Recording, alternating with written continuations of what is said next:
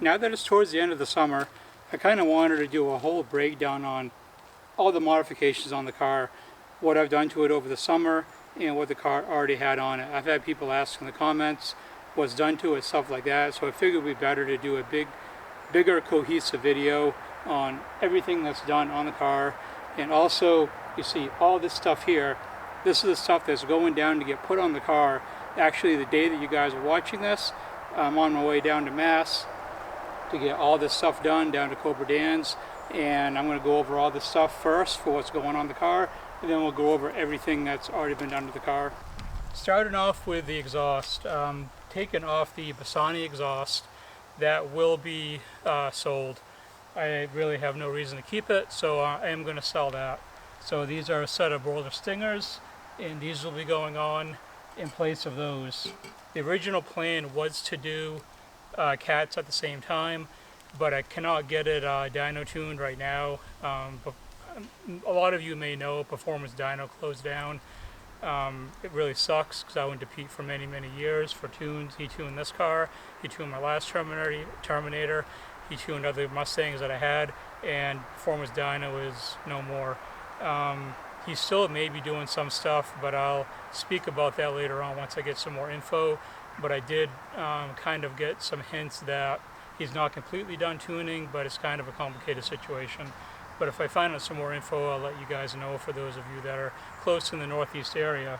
So what I was trying to avoid all summer was broiler stingers with no cats, and that's what it's going to get. So I'm just going to run it like that. I really don't care at this point. I just really want this exhaust system on. I've had it for quite a while, so that is going to be going on. Now in this box is a set of H&R race springs. The car sits pretty low, lower than what I want. So these race springs will be going on.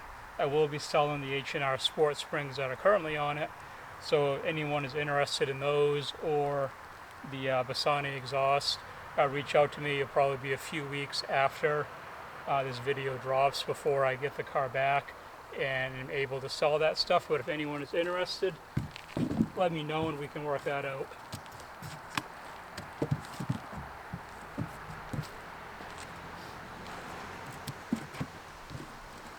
Now, as far as this box, I have a second fuel pressure driver module because I'm having a Cobra Dan do a custom harness for everything going in that's in this box. Here is a fuel rail pressure sensor disc to avoid any fuel rail pressure sensor issues that may come up. I have a new gasket for the hat. I don't know if the one on there is bad or not, but it's worth replacing it since the tank needs to be dropped anyway. Here I have a brand new fuel filter, because if I'm doing anything fuel related, you might as well replace a filter while you're there, and I'm not sure how old that filter is, and I feel much better having a new filter on there. These will not be used. That's for later on when the cats go on. This package, you may not be able to see it too well, it's just a gasket that goes on the filler neck for the tank. When I completely fill my tank, gas leaks out, so my filler neck gasket is gone. So since the tank is being dropped, it's a good time to replace that. And what I've been waiting for all summer long is for this 4-hat and Ford GT improved supercar pumps to go in. This is pretty much what I've been waiting on for a long time to go in. Dan could have gotten me in earlier this summer, but I had too much on my plate at the time to make the commitment to go down to Mass.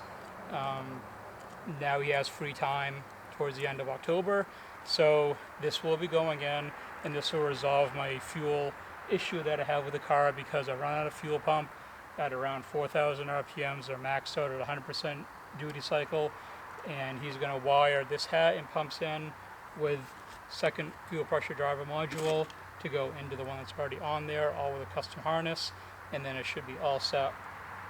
Now, a lot of people do a full return system. I'm not saying that's wrong, that you shouldn't do that, but with this setup and the Kenny Bell disc for the fuel rail pressure sensor, it should be a pretty good setup. Anytime you add like bigger pumps or do anything like that that can increase the pressure in the fuel system, those rail sensors can pop, sometimes for no reason at all. But I'm hoping this will prevent any issues that I have. So far it's been good. I haven't had issues with that sender unit. So hopefully it stays that way. This is just more wiring for the hat. So now this is all the stuff going on when it goes on to mass. So now we'll get back to the car and tell you guys everything that I've done to it and everything that was on the car when I bought it. Now some of this stuff you guys won't be able to see. I'll try to insert some pictures if I can find them that I took while I had access underneath the car and stuff like that. Starting out here in the back, and actually it's equal for the front, it does have E-Bok sway bars in the front and the back, and it has Maximum Motorsport subframe connectors, full-length ones on the bottom. Those are welded in. It has braided brake lines on the front and the rear. The Celine wheels came stock on the car when I bought it. Not stock from the factory, but it came on the car when I bought it. I do plan on changing these wheels out. No, these are not going to be for sale, at least for the time being. I do want to keep these wheels just because they're harder to find, but I will be looking at getting a different set, and I did mention it before, and I'll bring that up again when I get closer to actually buying them. Now, like I said, it has a Bassani exhaust that's connected to a off-road X-pipe and some Kooks headers on the front. And I'll pop the hood and we'll start talking about all the stuff in there in just a minute, but we'll do the inside of the car now. So I did add these door sills.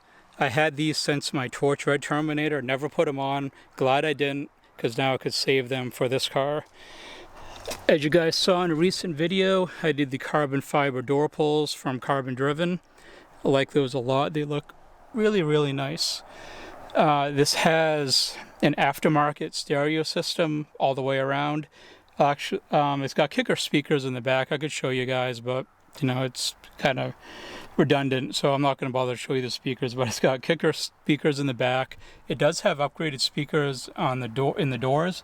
I'm not sure what they are, but it sounds really, really good. And that's a Pioneer head unit. It's all touchscreen, and you know, the system sounds really good. So I'm really not going to do anything to mess with the sound more at this point. I did pick up a SOS gauge pod. Really, really hard to find.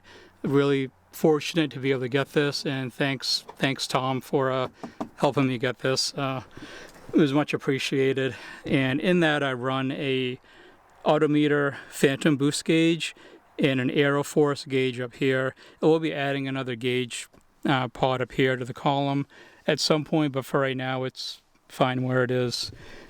I did add an MGW shift knob here. It has an MGW shifter already, and that's pretty much it for everything inside the car here. I can't really think of anything else. It's really, really bright out, so I know it's probably going to wash everything out a lot on camera, but I did add a Harpel Autofab radiator cover. I like this a lot. I like how it looks. Nice touch that it adds to the car. I did add one of these plaques. I had one already, but I wanted my name on it, so I got one of those. Of course, the 2.3 Whipple that we put on this past spring, and I love that blower a lot. It's a really, really nice blower. And this car is so freaking dirty. I drove it last weekend and definitely needs a good cleaning. JLT intake that was on the car when I got it. It has a head cooling mod. This line here runs all the way back to the cooling mod, the back of the head. Throttle body, I run an LPF single blade. Man, there's dust everywhere on this thing. It needs a good cleaning, guys. I like that throttle body a lot. It's given me zero issues. It's, you know, been great. No sticking throttle, anything like that. Instead of caster camber plates, these are QA1s. Let's see if I can get a shot of the Kooks headers down there. You guys may be able to see them down there. I think it'll show up on camera. Maybe it will, maybe it won't, but it does have Kooks headers on it. These powder coated ignition coil covers. These were from my last Terminator. Just decided to put them on here. I did add a J&L oil separator catch can. It works really well. I like this a lot. I do chuck this from time to time, and it does suck up a good amount of oil, so that's good. It does its job. KMJ alternator, that was on the car when I got it, and the 3G wire kit. I wasn't sure if that was a KMJ at first, but I pulled the sticker off the back of it probably like a month ago, and it said KMJ on it, so it does have a actual KMJ alternator, so that's a relief. I did these hood vents. These are from Chris Tess. You guys may know him from that dude in blue. He's got it's not a Mystic Chrome, but it's a different colored paint that's similar to that. He's a really good painter. He does 3D prints these. I got a set of those not too long after I got the car. As far as what I'm running for tires, it has the Nitto G2s on the front, and the rear is the Nitto 555 R2s, the drag radials. I've been pretty happy with those. I'm really stuck on what I want to put on for tires when I get a different set of wheels for it, because the wheels that I want on the back are 18 by 11s, and those tires will not fit, so I will need to get a set of rear tires. I'm stuck between buying those same tires again or getting the Mickey Thompson ET Street SS tires. I haven't quite decided yet. And one other thing of note is I do have rolled fenders, so that was done previously on the car, so I don't have to worry about any tire rub like I did with my last one, where I chewed up a set of Toyo R888Rs really bad.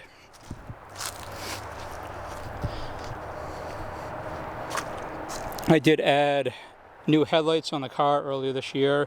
When I got it, the ones that were on there had condensation on the inside. They were pretty beat up, and they were the clear corner ones, and I like the amber colored markers more with the Sonic Blue, so I decided to replace those as well. It does have LEDs all through the car.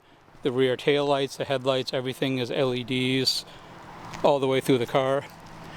Still can't see crap at night, so it doesn't really matter, but it's good that they're in there at least. So that's pretty much a rundown on everything done on the car and the stuff that's going on the car.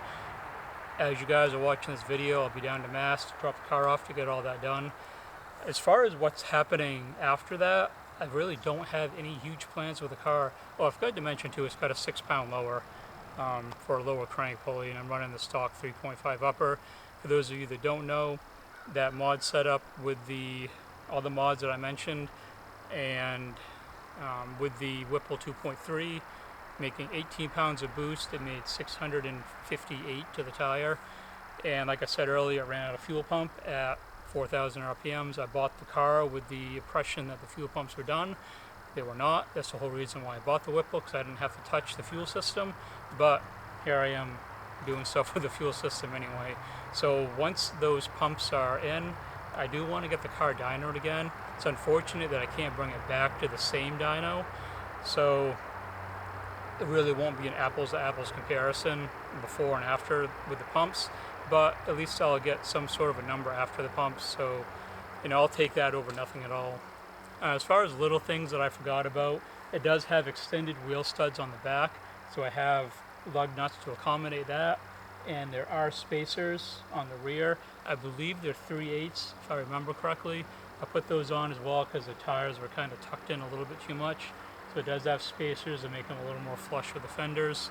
And I think that just about covers everything on this car that I can think of. If I remember something after I record this, and I'll put it in text as I close the video out. As far as future plans and stuff with the car, it's going to be a lot of cosmetic stuff. I want to buy more stuff from Harpel Auto Fab. I want to buy more carbon fiber stuff for the interior. It's pretty much, that's all I really want to do to it at this point. It's going to be making really good power. I'm not looking to make 800-900 plus. It's just, I'm not getting into cams.